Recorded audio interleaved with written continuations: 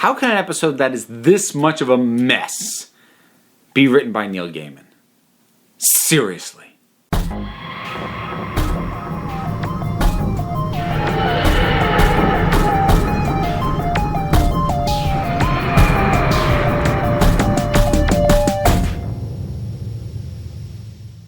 Nightmare in Silver.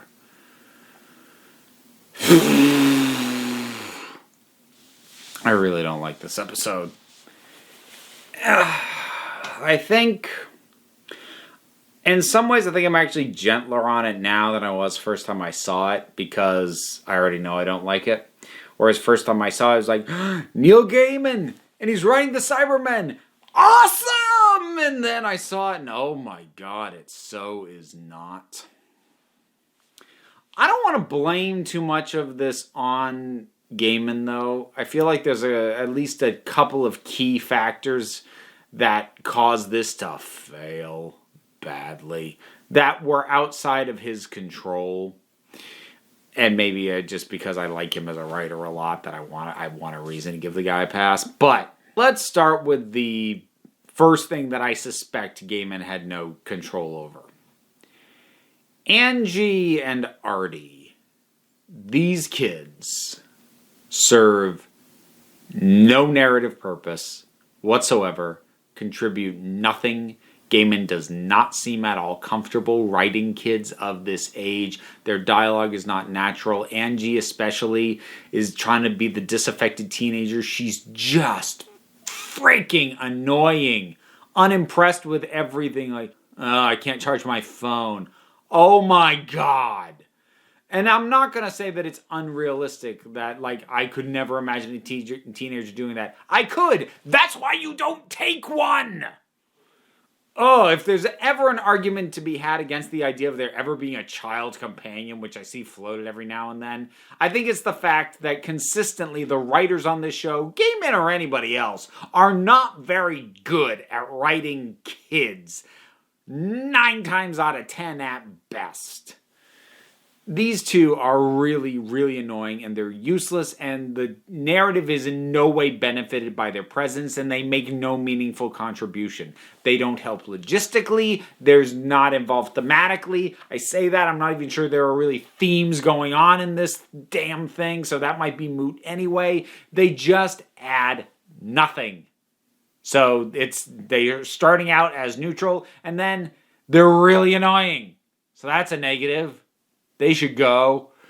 The other big thing that I don't think was Gaiman's fault, but feels like a massive, massive misstep, is the entire way that Mr. Clever is done. So this is part of the Cybermen collective controlling consciousness tries to take over the Doctor and makes him play chess, and they argue inside his head. I'm down for all this. What I don't get, though, is why Matt Smith is playing Mr. Clever basically identical to the Doctor. There's like a slight bit more malevolence, but we've also seen this Doctor have those darker moments, and so it doesn't even feel that far off from how the Doctor is normally. To my way of thinking, one of two things, if not both, should have been done with this performance. And again, this is not the writing. This is everything to do with the execution. So whether it was Matt Smith's choice as a performer, whether it was director, I don't know. But either they should have put some cyber modulation on his voice, which still could have been messed with, like have that be the normal differentiator, and then it tries to trick Clara by dampening that down and sounding like the real Doctor, but she still catches it, because it would have been a better misdirect, because otherwise, like, yeah, we know that was going to happen, but then, you know, to have an auditory signifier to differentiate, that would have helped. Or if you weren't going to do that, then he should be playing the parts very differently. So, like, I get the idea that it's not just this thing taking over the Doctor. So it's not going to completely subsume the Doctor's personality. It's going to be influenced by the Doctor's personality. On paper, I get that, but it means that the actual clash, the actual conflict doesn't work fully when actually watched and observed because they're too dang similar. Plus, they look way too similar. Here's another thing I wish. I wish that in the headspace, when they're inside the Doctor's head arguing, I wish that that Mr. Clever had looked more inhuman. Like, not just like the few, but like more, I'm not like stick a Cyberman head on him, but like more machined up.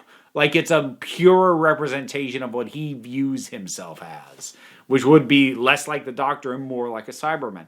Just something other than blinky lights to differentiate the two. It just feels like such a missed opportunity that instead of getting to see Matt Smith stretch his legs and give us a completely different performance, it's just the same performance, except he tilts his head down a lot more so that he looks a little bit more malevolent. Like, that's an old trick. Like, I've given I've given that hint to that tip to people doing burlesque. Like, you can change so much just by the angle. Like, I didn't change my expression at all, but you got a different vibe, didn't you? That's basically all he does. He tilts his head down, and suddenly he's more... But there's no difference in the performance. So that's a massive loss and a massive waste. Something that should have been awesome.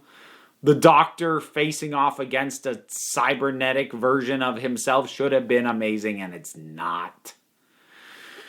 The Cybermen, it's trying to make them scary again. It's making them even more upgraded, even more powerful. But we're still just blowing them up.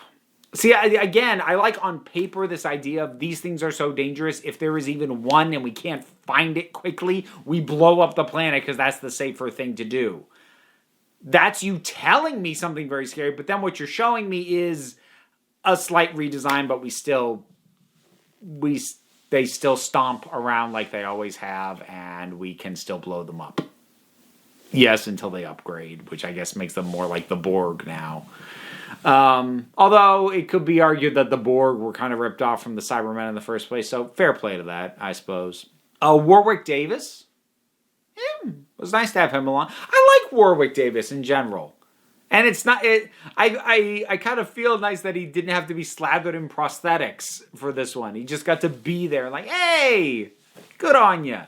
So, yeah, that was cool. That worked. I just look at the core components of this thing. Most of them don't fit together. You know, between these kids basically blackmailing their way onto the TARDIS. And then to go to a rundown amusement park. Okay, slight connection. And now Cybermen. No particular connection, but okay, I suppose they can turn up everywhere.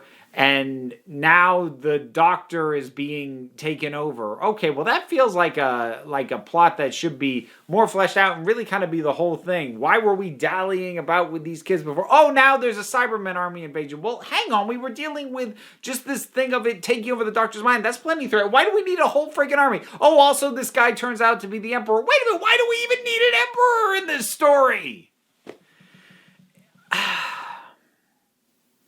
I don't want to make any accusations about how this was or wasn't written. But I look at Neil Gaiman's best work. Or heck, I look at The Doctor's Wife. And The Doctor's Wife looked and felt and read like something really carefully plotted out. With a lot of thematic threads and recurring ideas and things that build on each other, either from things from previous episodes or within the episode itself. It felt like something that someone had spent time lovingly crafted. This feels, I'm not saying this is what it is, but this feels like something thrown together to meet a deadline. This feels like if there were ideas that anyone was really interested in, they didn't have the time to refine them. Because probably about a third of the concepts in this thing should just be scrapped. Oh, and plus the squad of demoted people that's just there because okay, it's just a bit of an undisciplined mess. Nothing is building on each other. It's just kind of all thrown together. I'm not going to say it could never been turned into something more workable, but it needed revisions. It needed refinement. It needed streamlining. This feels like second draft out of 6 is what this feels like.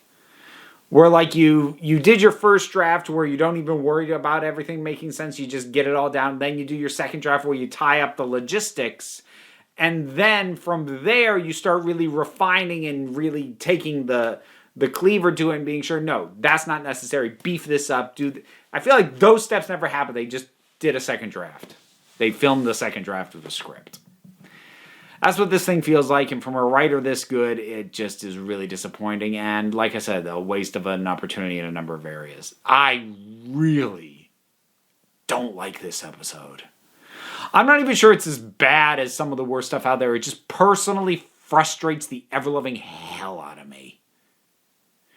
Nightmare in Silver, you rewatched it lately? What do you think about it? Whatever your thoughts are, drop something on down in the comments. Let's talk about it. So come on back in a week. We'll keep on doing this. And until next time, this council is adjourned. Thanks so much for tuning in. I hope you'll consider hitting the like, the subscribe, maybe even that bell. Plus, I naturally have a Patreon where folks support me and the channel. And some of those names you're even going to start seeing scrolling by pretty soon. So many things for you to check out and do, but you also don't have to do any of it. Because at the end of the day, you're the council. I'm just running the meetings. And until next time, this council is adjourned.